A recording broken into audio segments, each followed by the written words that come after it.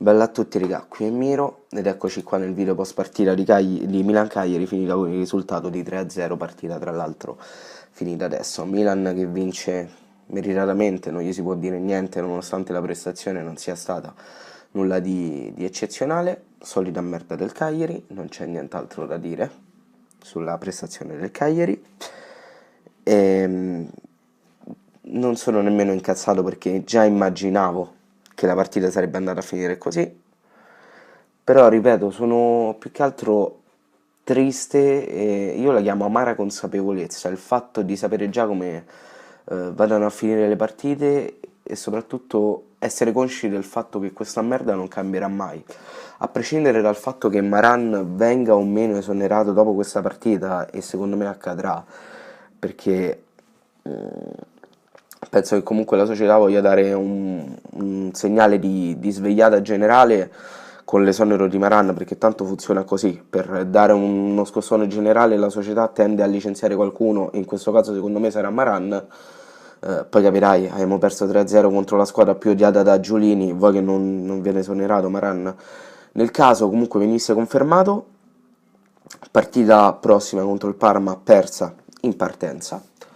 e nel caso venisse esonerato non è detto che riusciamo a trovare un allenatore decente, perché stando a quello che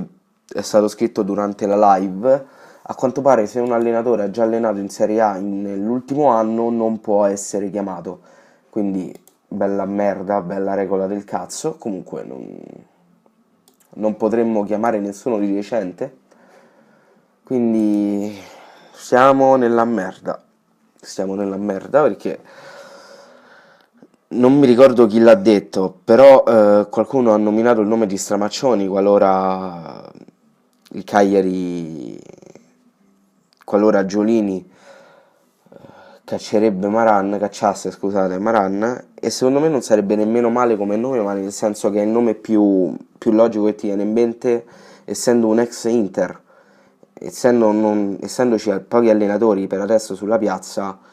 Stramaccioni sicuramente sarebbe il primo nome che verrebbe in capoccia a Giulini. Detto questo, non ho veramente niente da dire, niente.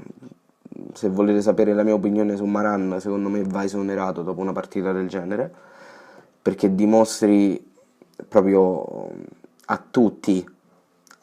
che non hai la squadra sotto controllo, non sai fare i cambi, non sai